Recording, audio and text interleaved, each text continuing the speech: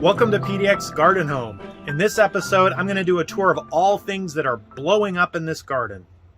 We're going to take a look at several of our flower borders, some cool things I have going on in pots, what's happening with the veggies, a peek at the west side shade garden that I don't usually show much of, and then we'll finish off with a selection of my other favorite flowers and ornaments. So let's get going. And if you're enjoying, please don't forget to hit the like button, and it would mean the world to me if you subscribed and joined our community here. Well, I'm here at the curbside border of the garden. The roses on this border predate me acquiring the property about 4 years ago.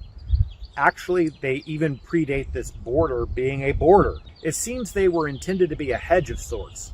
I missed the latest window for pruning them back before they budded out. I don't want to prune new flower buds coming on. So here we are, impossibly tall roses.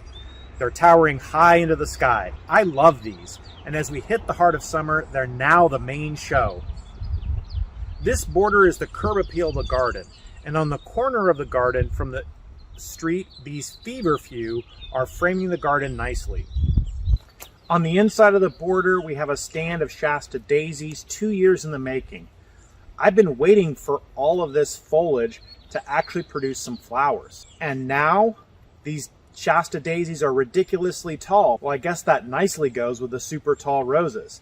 This border is making me feel a little bit like Alice in Wonderland, as these oversized plants are making me feel relatively smaller.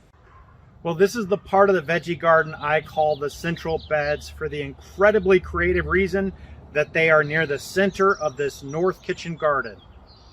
They're growing vigorously now with the warmth of summer. It's amazing how big things are getting all of a sudden. I've mentioned the Nicholasiana a few times in vids this season. They're an annual flower that I haven't grown before. Until the last few weeks, they were just kind of sitting small and uneventful. But now the foliage has blown up to fill the bed framed in the back by nearly ready to flower snapdragons. I'm excited with how this bed is filled out with the warm weather and the anticipation of what's to come. Hey, do any of you actually grow kohlrabi? Tell me how you feel about it and what you do with it after you harvest it in the comments down below. My dad always used to talk about growing kohlrabi, and I've enjoyed growing it, but I have to admit, we don't actually eat a whole lot of it. Well, can you guess what we call this border? It's the AC bed. We have a lot of snapdragons ready to burst here, but the pansies and the violas and some of the initial snaps here are already giving us a great show.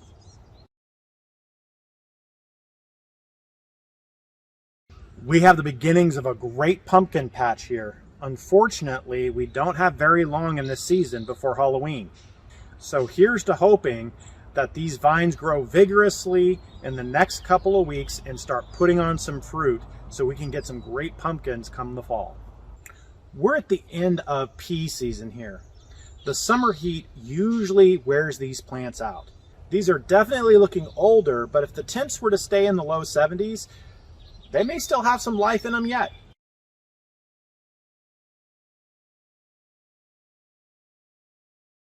Here in this north lawn border, the Foxgloves lit up the border with color.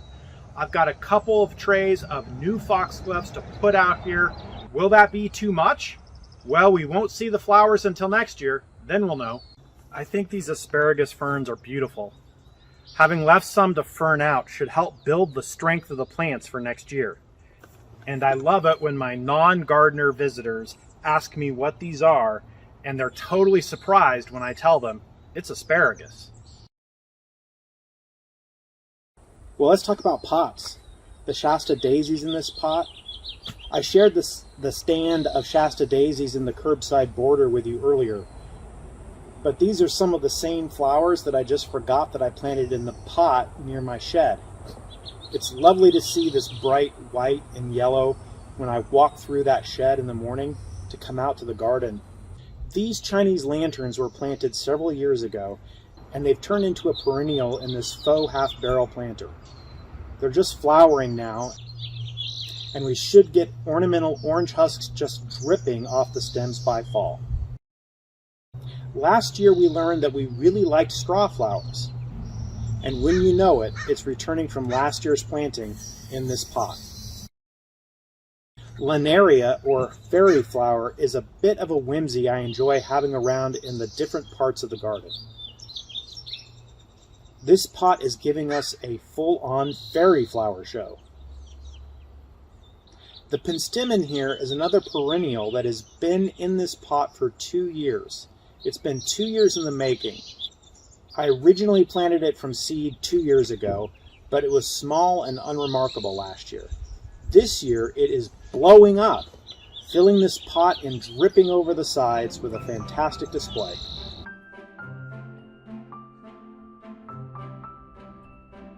Well, these are the main veggie beds in the north kitchen garden. I consider them my main beds because this is where I started it all for this particular garden. I started my veggie garden here about 4 years ago.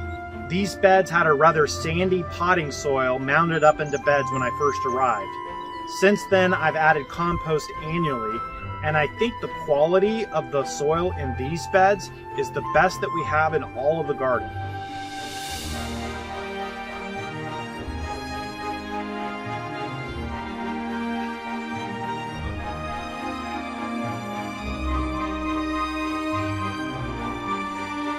As you can see, the great soil and the warmth are giving meaning to the title of this video because things here are just blowing up. I've been really happy to find that the feverfew does wonderfully in our shady areas of the garden. Here in the west garden, it is essentially a shade garden, and the feverfew has filled it out with these bright white flowers that just glimmer in what is otherwise a darker zone. Back behind me in this west garden, it's an area that I just don't show very often, but it's got some amazing plantings that I've been caring for. They were here when I arrived. I can't take credit for them. Layered bushes, layered azaleas with various colors, and right now the purple azaleas are giving us a show, and they're bordered in the front by beautiful roses, some of the best roses in the garden. Speaking of the best roses in the garden, these white roses are probably my favorite in all of the garden.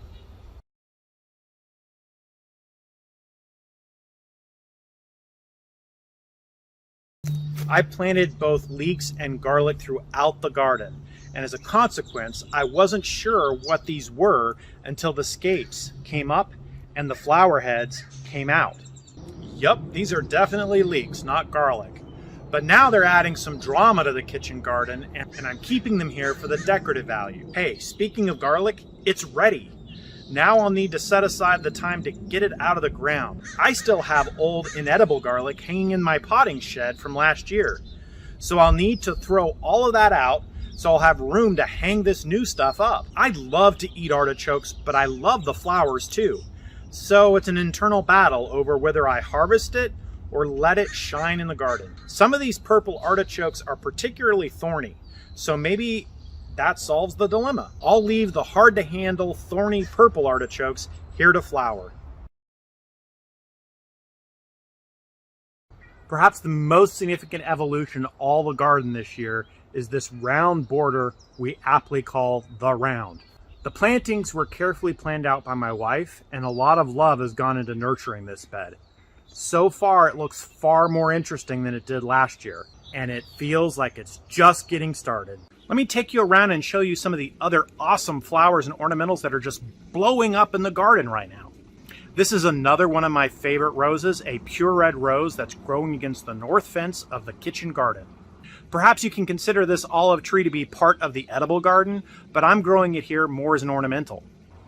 This clematis climbing on the shed is a reliable treat year after year.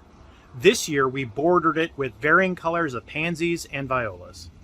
I've never had this much luck in growing bachelor buttons. In the past, I've chalked my poor performance on bachelor buttons up to the fact that I transplant them from cells and they reportedly prefer to be started with direct sowing in the ground.